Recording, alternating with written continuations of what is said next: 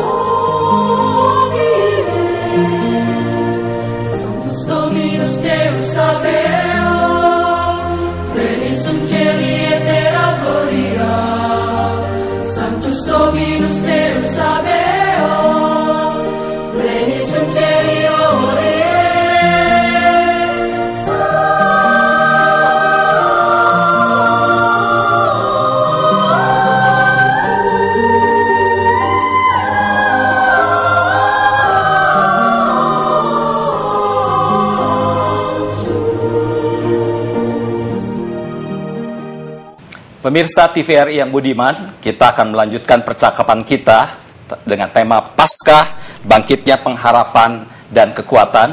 Sekali lagi bersama saya di sini Pendeta Lis Makisanti dari PGI, kemudian Pendeta Roni Mandang dari PGLII, dan Pendeta Japarlin Marbun dari PGPI. Nah, Bapak dan Ibu, saya ingin menggeser percakapan ini dalam ranah sosial ya. Kira-kira apakah Paskah ini yang mempunyai pesan membangun cinta dan solidaritas kepada sesama ini, yang sebetulnya pesan yang sangat powerful ya. Tapi kok saya menangkap kesan sudah mulai makin menipisnya ini cinta dan solidaritas ini di tengah-tengah keputusasaan, di tengah-tengah persoalan yang dihadapi oleh manusia sekarang. Kira-kira apa sih penyebabnya ini? Keputusasaan dan tipisnya cinta dan solidaritas ini, bisa Pak Mandang sampaikan? Ya Pak, kalau kita baca di Alkitab yang saya imani sebagai kebenaran firman Tuhan, sudah sangat dijelaskan bahwa keadaan manusia pada akhir zaman akan bertambah jahat, dan persoalan dosa bukan persoalan yang ringan. Persoalan dosa adalah sebuah kejahatan yang Ini bukan masalah kejahatan yang manusia semua memang melakukan hal yang sama, tetapi di pandangan Tuhan ini ada konsekuensinya, ada sanksinya. Sehingga kalau tidak ditolong oleh Tuhan, betapapun pemerintah, betapapun agama tanda petik ingin memperbaiki kondisi umat, saya kira tidak akan pernah berhasil. Jadi persoalan sosial yang terjadi ini, saya mengasumsikannya begini, bukan saja saya tidak peduli kepada orang lain, tetapi orang lain juga sedang tidak peduli kepada saya. Saya membutuhkan spiritualisasi yang begitu tinggi sehingga saya mampu bisa mengasihi orang yang membenci saya. Saya mampu untuk bisa menerima orang yang berbeda dengan saya. Nah, kekuatan seperti ini sekali lagi bukan berasal dari diri saya. Saya membutuhkan Dia, Yesus yang besar, yang mampu memberikan kepada saya suatu kemampuan sehingga di dalam membangun hubungan berelasi secara horizontal dengan sesama saya, itu dibuatnya tanpa kepura-puraan, tetapi dalam satu ketulusan bahwa kalau saya susah, itu juga sedang menggambarkan kesusahan kita semua. Tetapi kalau saya menjadi orang yang semakin baik di mata Tuhan dan menggetuk tularkannya kepada sesama, saya percaya orang-orang lain juga akan mengalami hal yang sama. Harus diingat bahwa manusia adalah makhluk yang memengaruhi, gitu kan. Jadi kalau saya tersenyum dengan seseorang, orang pasti tersenyum. Tapi kalau saya berkata, awas lu gue tonjok gitu, orang juga akan berkata, wow, ini orang menantang saya berkelahi, saya akan ladeni. Jadi sebuah sikap yang muncul dalam diri kita kaitan dengan Paskah dalam kebangkitan Kristus adalah satu momentum di mana kita tampil untuk menjadi sesama bagi kita dan merefleksikan semua kasih Kristus apa adanya. Jangan disimpan, jangan ditahan, tetapi mari dikeluarkannya dengan segenap kekuatan yang mengalir dari atas tetapi terbagi kepada semua orang yang membutuhkannya. Begitu. Jadi artinya kita mesti membuka diri seluas-luasnya, dikuasai oleh kasih Kristus. Dan kasih Kristus itu jangan dipegang sendiri, ya, tapi justru dibagikan kepada semua orang, terutama bagi mereka yang menghadapi tantangan, pergumulan, persoalan, siapapun mereka, dari latar belakang apapun mereka, gitu. Apa yang harus kita lakukan ini? Kalau begitu Pak Marbun, sehingga memang orang-orang yang putus asa, yang pada saat ini sedang mengalami dunia ini seolah-olah gelap sekali, lalu mereka merasakan gereja memang care kok, kan gitu ya? Kira-kira apa yang kita mesti lakukan? Iya, memang ada kata-kata bijak mengatakan begini, ubahlah dunia dengan mengubah dirimu sendiri dulu. Dahsyat sekali. Artinya adalah memang menurut saya kita ini orang Kristen ini pertama-tama harus berubah dulu. Artinya adalah kita yang memulai, kan ada aksi, ada reaksi kan gitu kan. Kita lakukan aksi kepedulian, maka nanti otomatis orang lain akan mengikutinya. Dan memang kan orang Kristen dipanggil sebetulnya untuk itu. Tuhan bilang begini, kamu adalah terang dunia, kan gitu kan. Kita yang mesti menerangi, kita yang mesti mulai, sehingga kegelapan itu otomatis akan pergi kalau kita sudah menyalakan terang itu. Nah, menurut saya kehidupan Kristen di tengah-tengah rasa frustrasi, masalah besar seperti ini, harus tampil sebagai terang, harus tampil sebagai orang yang memulai perubahan itu dari dirinya sendiri, dan itu nanti otomatis akan menular kepada orang-orang lain. Orang-orang lain juga melakukan hal yang sama, sehingga dengan demikian dunia yang sekarang sudah bobrok ini, dunia yang sekarang sudah sangat sulit ini akan berubah oleh karena kehadiran kita yang mengubah keadaan yang buruk menjadi keadaan baik. Menurut saya ini yang perlu kita lakukan di tengah-tengah dunia kita sekarang ini. Oke, kalau begitu saya ingin bertanya, ini kalau gitu apa sebetulnya ya dari percakapan kita ini ya, relevansi Paskah di tengah-tengah keputusasaan, di tengah-tengah persoalan, di tengah-tengah masalah, frustrasi yang luar biasa bangsa ini? Kira-kira, Ibu, silakan.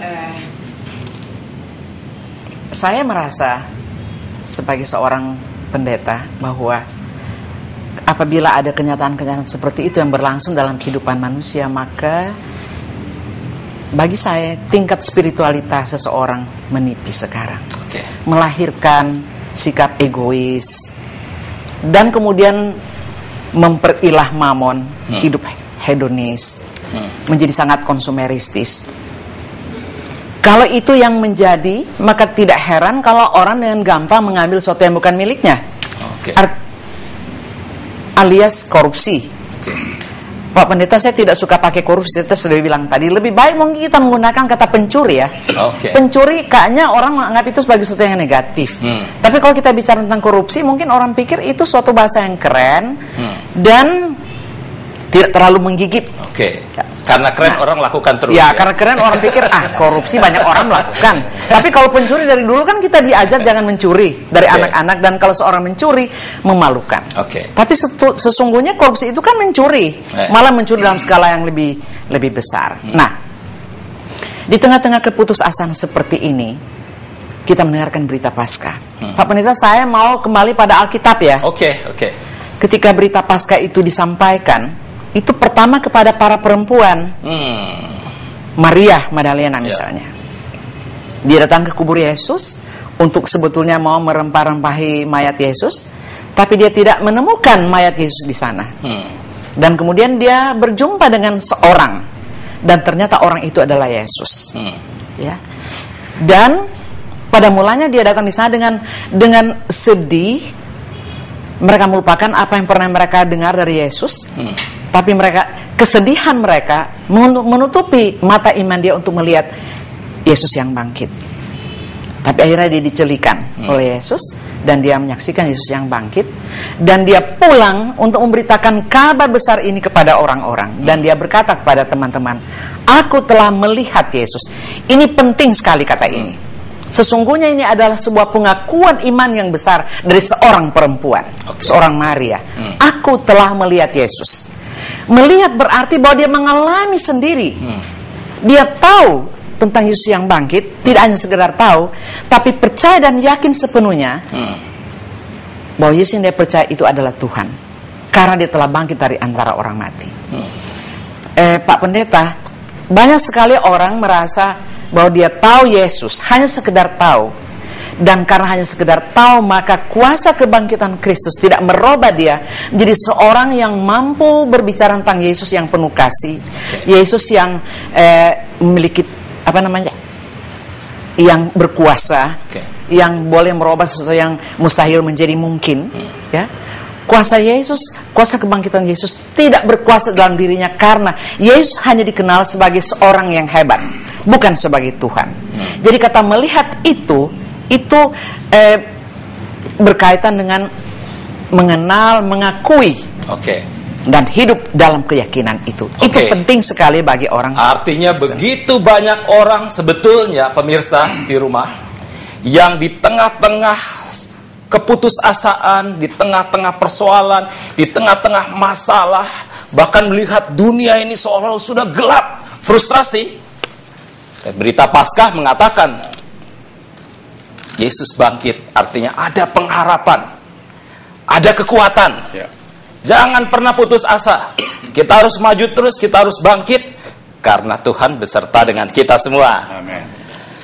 Ini berita Paskah yang luar biasa, dan bukan cuma itu pemirsa, tapi bahwa kasih Kristus melalui peristiwa kebangkitan ini harus kita share kepada semua orang ya, sehingga semua orang yang pada saat ini sedang frustrasi, yang pada saat ini sedang mengalami kebingungan, mereka merasakan betapa cinta Kristus hadir melalui kehidupan kita semua.